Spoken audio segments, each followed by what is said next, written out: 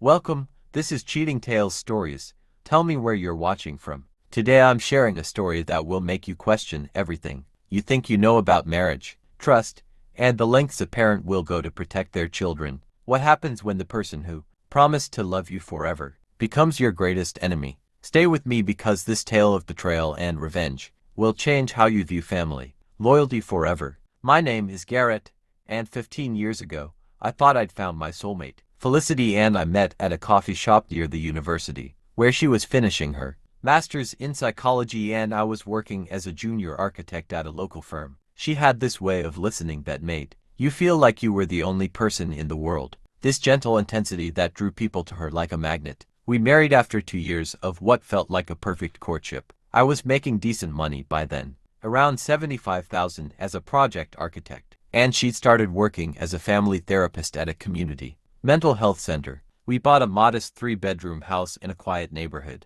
the kind of place where kids rode bikes in the driveways and neighbors actually knew each other's names. Our daughter Brenna arrived 3 years into our marriage, followed by our son Kieran 2 years later. I thought we were living the American dream. Stable careers, beautiful children, a marriage that seemed built on genuine friendship and shared values. Felicity was an incredible mother, at least in the beginning. Patient, nurturing, always reading parenting books and implementing new strategies to help our kids develop emotional intelligence and confidence. But somewhere around year 10 of our marriage, something shifted. At first, I attributed it to normal life stress. Raising 2 young children while both maintaining demanding careers takes its toll on any relationship. Felicity started working longer hours, taking on more clients, attending weekend workshops that kept her away from home increasingly often. When I'd ask about her day or try to connect about work challenges, she'd become distant, almost clinical in her responses. It was like living with a therapist who was constantly analyzing our relationship. Instead of participating in it, she'd point out my parenting mistakes with the detached precision of someone writing a case study, offer suggestions for improving my communication style like I was one of her clients rather than her husband. The kids started walking on eggshells around her. Brenna, who was 8 at the time, began coming to me with problems instead of her mother. Kieran, barely 6, would sometimes hide behind my legs when Felicity raised her voice, which was happening more frequently over smaller and smaller infractions. I suggested marriage counseling, thinking maybe we needed professional help navigating this rough patch. Felicity agreed readily, perhaps too readily, and found us a therapist within days. Dr. Patricia Holbrook had been a colleague of Felicity's, someone she spoke about with obvious admiration and respect. Those therapy sessions became the most confusing, gaslighting experience of my life. Week after week, I'd sit in that sterile office while Felicity painted me as an emotionally unavailable husband and inconsistent father. She'd reference specific incidents, conversations I barely remembered, interactions with the children that she'd apparently been cataloging and analyzing for months. Dr. Holbrook would nod sympathetically, offering gentle suggestions for how I could better support my wife and children. I felt like I was drowning in professional jargon and clinical observations that somehow made my normal human reactions seem pathological. When I tried to defend myself or offer my perspective, both women would exchange meaningful glances, the kind that said they'd discussed my defensive tendencies in detail before I'd even walked into the room. After 6 months of therapy that made me feel progressively worse about myself, Felicity announced that she needed space to figure out what she wanted from our marriage. She suggested I move into the basement temporarily, just until we could work through our issues more effectively. I agreed, thinking this was part of the healing process, another step toward saving our family. I converted the basement into a small living space, still saw the kids every day, still contributed to household responsibilities, still believed we were working toward reconciliation. That's when I started noticing the changes in Brenna and Kieran. They became more anxious, more withdrawn, quick to apologize for normal childhood behaviors. When I'd ask about their day or try to engage them in activities we used to enjoy together, they glanced toward the stairs like they were afraid their mother might be listening. One evening, while helping Brenna with homework, she looked up at me with these enormous, worried eyes and said, "Daddy, are you sick?" "No, sweetheart, I'm not sick. Why would you ask that?" She hesitated, picking at the corner of her workbook before whispering, "Mommy says you have problems with your feelings, and that's why you can't live upstairs with us anymore." My heart stopped. I knelt down to her eye level, trying to keep my voice calm and reassuring. "Brenna, Daddy isn't sick. Sometimes grown-ups go through difficult times in their marriages, but that doesn't mean anyone is sick or broken. Mommy and I are trying to work through some problems, but it has nothing to do with you and Kieran, okay? She nodded, but I could see the confusion and fear that had been planted in her young mind. Seeds of doubt about her father's mental stability. That would be incredibly difficult to uproot. That night, I confronted Felicity about what she'd been telling our children. She denied saying anything inappropriate, claimed that Brenna must have misunderstood. A conversation about Daddy needing help with his emotions, which was perfectly normal and healthy for children to understand. But I started paying closer attention, and the pattern became undeniable. Felicity was systematically undermining my relationship with our children, planting subtle suggestions about my emotional instability, my anger issues, my inability to handle stress in healthy ways. She was using her professional knowledge of child psychology to manipulate Brenna and Kieran's perception of their father. The breaking point came on a Tuesday evening in November. I'd been living in the basement for 4 months, attending individual therapy sessions that Felicity insisted were necessary for my emotional growth. Watching my children become increasingly distant and fearful around me, Felicity called me upstairs for what she described as an important conversation about our future. She was sitting at our dining room table with a stack of papers and that same clinical expression I'd grown to dread. "Garrett," she said, her voice steady and professional, "I've made a decision about our marriage." I sat down across from her, my stomach already churning with anticipation of whatever bombshell she was about to drop.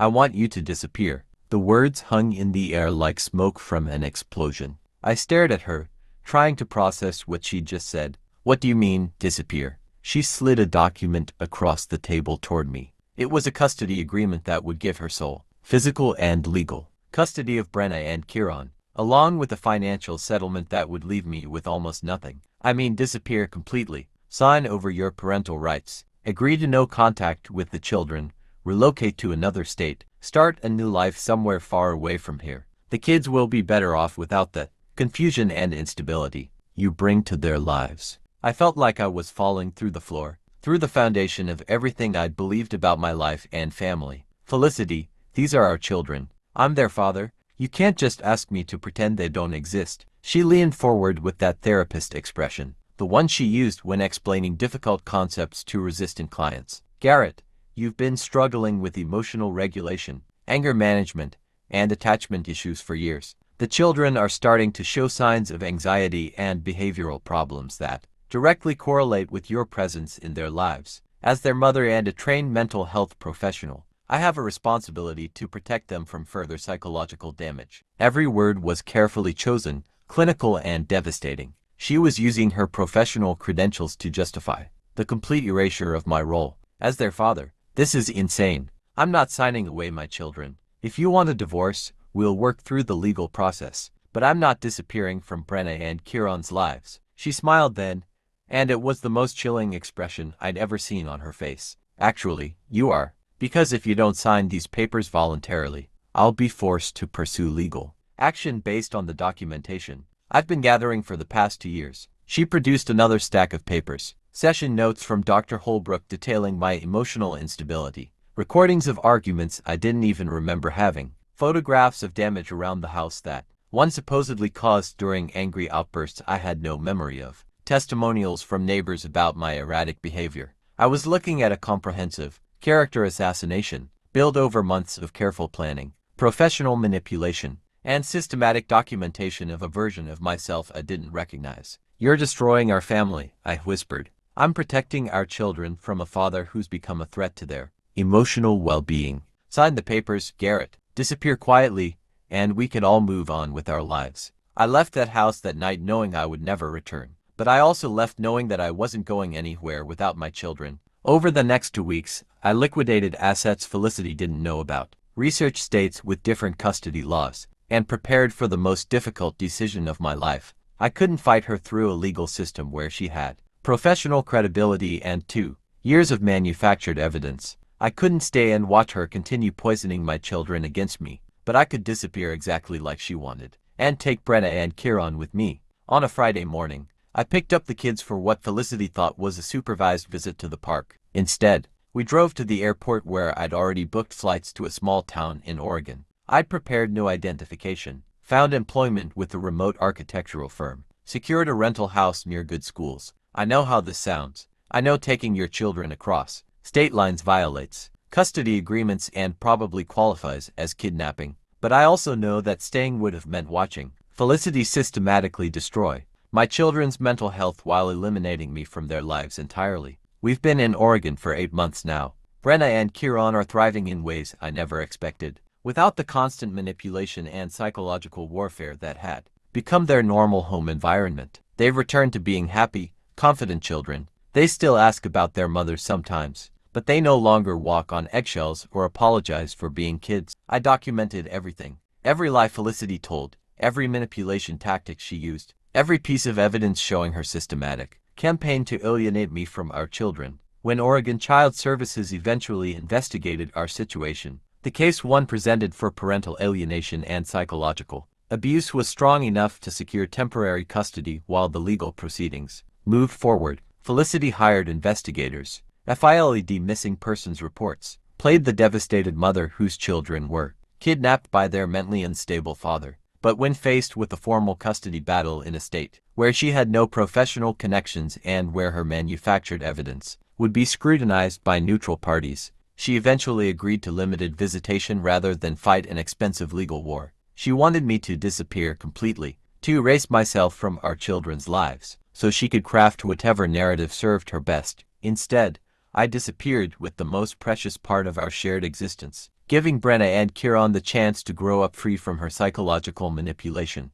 Sometimes protecting the people you love most requires making choices that look wrong from the outside but feel absolutely necessary when you're living inside the situation. When someone uses professional knowledge and institutional credibility to systematically destroy your relationship with your children, sometimes the only option is to remove everyone from the battlefield entirely. Felicity asked me to disappear, thinking she could control the terms and conditions of that disappearance. She never imagined that when I vanished, I would take with me everything that truly mattered about our life together: our children, their future, and their right to have a father who loves them, without conditions or clinical analysis. I disappeared exactly like she demanded, but I disappeared with our kids, and that was the one variable she never calculated into her perfect plan. Thanks for staying with me through this story. If you've experienced parental alienation or know someone who has, you understand how devastating these situations can be. Hit that subscribe button if you want more real stories about family, betrayal, and the complex decisions we make to protect the people we love most.